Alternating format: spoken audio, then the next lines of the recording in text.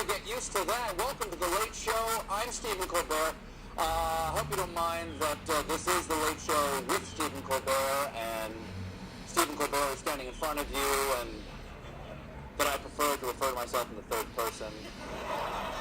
But that's just what Stephen Colbert does. And I'm so excited that you're all here because I really need somebody to talk to tonight. I was alone this afternoon when I found out one of my heroes is the man I thought he was. His name? A little late on that.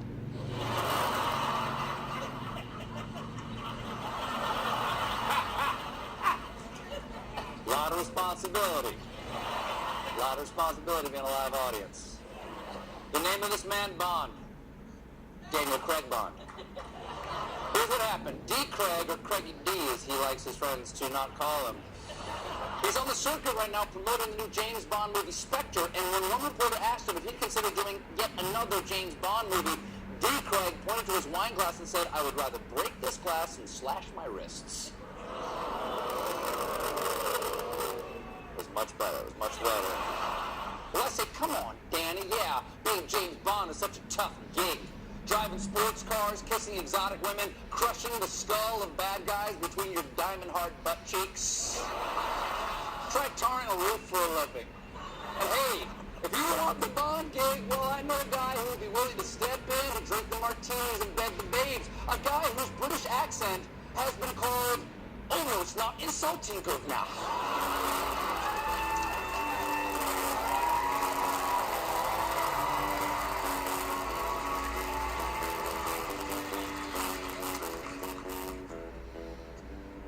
Consider yourself James Bond. Consider yourself a member of MI6. I've got a license to kill. I kill where I will, and it really is such a thrill. I think that's how it goes. That's how it goes, right?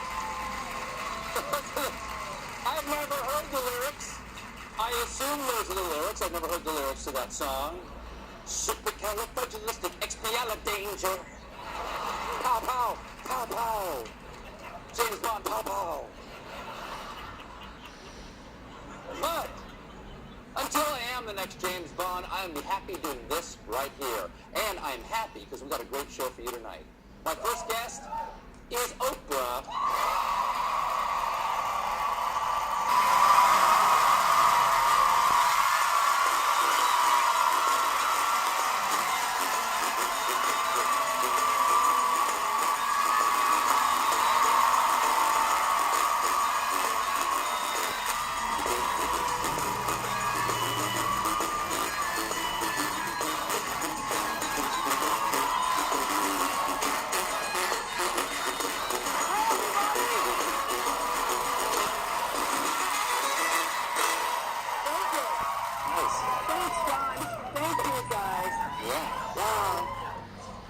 Excited that you're here. Hey, we changed the place. We have. We changed it a little bit. We freshened it up a little bit. Oh my gosh, I just remodeled my house. I can imagine what this costs. Wow. Yeah. We had to take a loan out. I see. I can see it. Well, thanks for being here. I'm excited to celebrate you. Celebrate? I'm excited. Tonight I celebrate my love for you. This is the thing. I was saying to your team that I've never seen in my life a greater marketing campaign. You were on the back of everybody. We couldn't get away from you.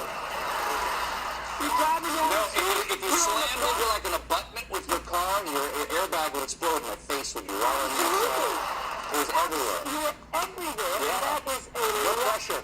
That is a lot of pressure.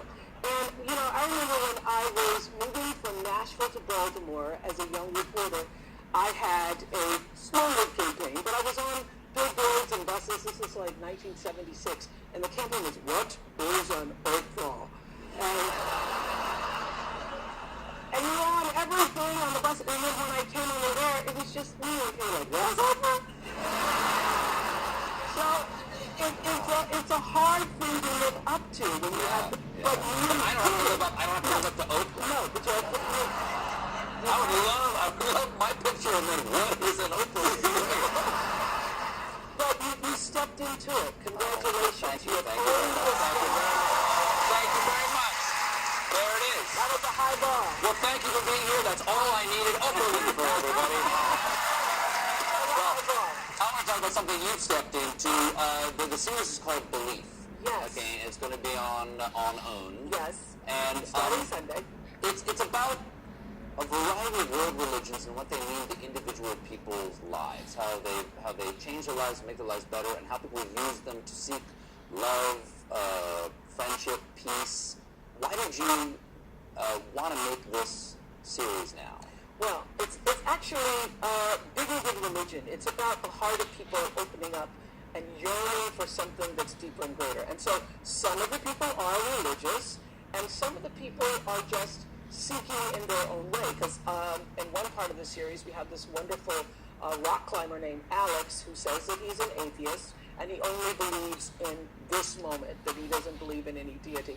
But his devotion and his passion for life is something that you see threaded through all of the stories. So I wanted to do this because in one of my darkest moments when I was running the network and I'd run into Lauren Michaels who had said, oh baby, you're going to be in for a huge learning curve. It's going to take you 5 years. It's going to be harder than anything you've ever done. And I thought, oh, I'll be okay. And then learned that, developing a network from scratch was harder than I thought. Imagine. So when I was in the heat of the crisis, when everybody was saying, oh no, if we should have kept your day job, I can see that you were some of the people saying that. Thank you all, friends.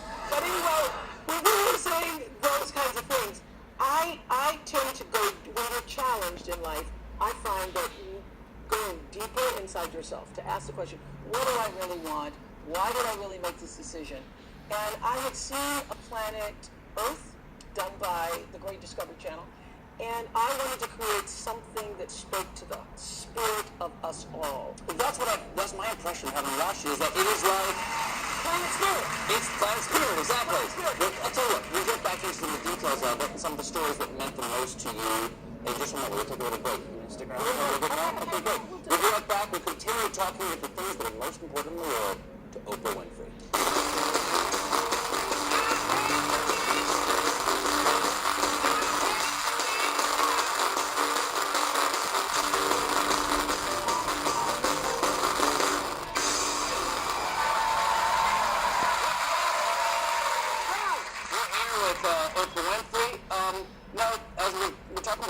Series called Belief. Yeah. Is there a difference for you between faith and belief?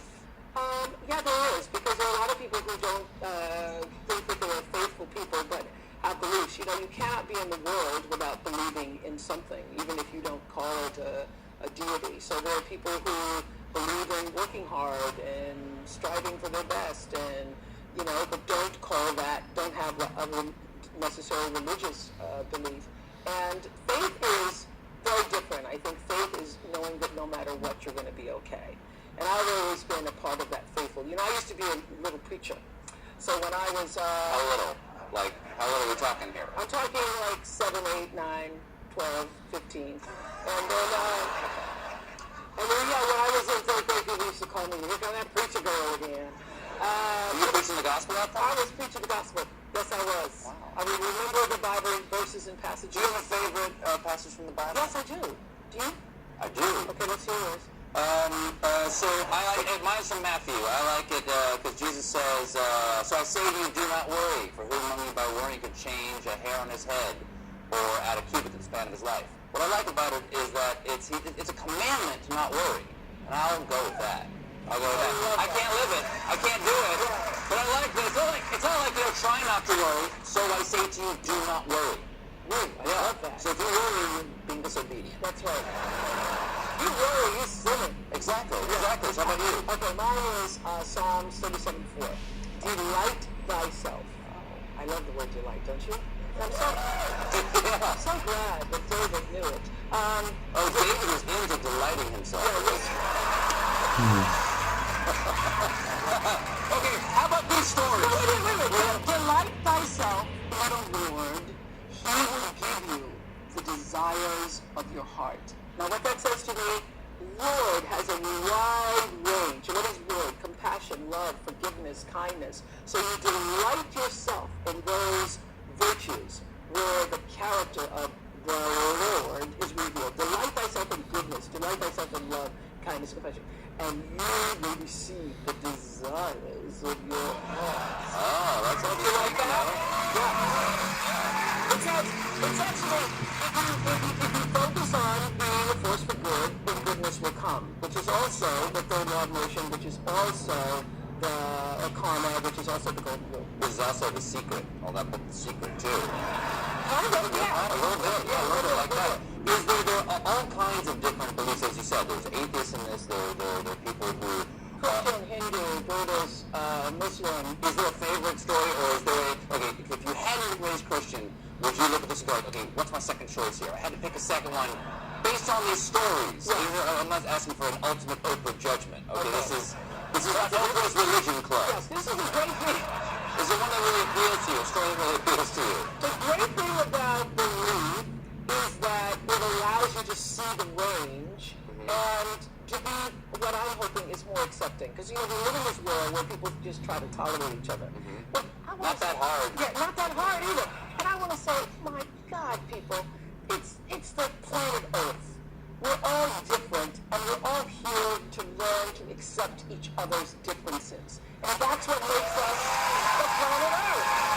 That's what makes it. So, actually, my favorite story is the Aboriginal grandfather who is trying to teach his grandson what he calls the song line. Now, I never heard of a song line, but that's what they believe, that the ancestors, that they were sung into existence, And he's teaching the song line, and as he's watching his grandson, as he's passing on the story of their ancestral 50,000-year-old history, he says, I have to pass these words on to my grandson, otherwise he won't know who he is. And that to me is so true, that if you don't have your grandmothers and your mothers and your grandfathers telling you who you are, where you've come from, then you will be lost. And he says, I have to pass this on to my grandson so he will not be lost. I love that because Yeah. Thank you. there's one of the stories I really like is it's a young man about to be a young man. I believe it's in Budapest. Yeah. And he was about to have his bar mitzvah. Yes. And this is a beautiful story. Jim, take a look at this.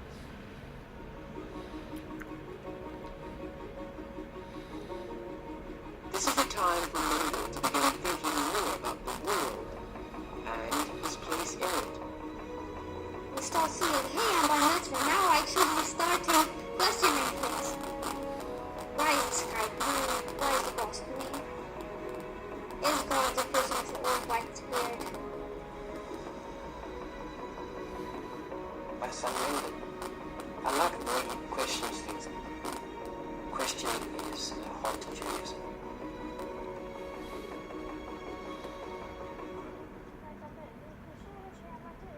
During his bar mitzvah, Mendel will lead a service in the synagogue and read aloud from the Torah, the first 5 books of the Hebrew Bible. What I love about that story. I love that too. What I love about that story, I love about so many of the stories, like the story of the 9-year-old jumping from the tower on Yes, Pentecost yes, Island yes. in the South Pacific for his father, is that, I go to a church and I am somewhat religious, and when I try to explain to some people who aren't, or that I have a belief, is that I say, well, I was given this by my ancestors. I look at my children, I go, well, I love them, I wouldn't want to give them anything, but I didn't think would help them. So I assume I was given this by my ancestors because they gave it to me to try to help me. Yes. And I open it like a box and I wonder what's inside, but I don't think I've gotten to the bottom at any point. I don't think we ever do. I don't think we ever taking do. the gift out. Yes, I don't think we ever do. But it's not the only gift you can get, I accept that. Yes. Or your teeth.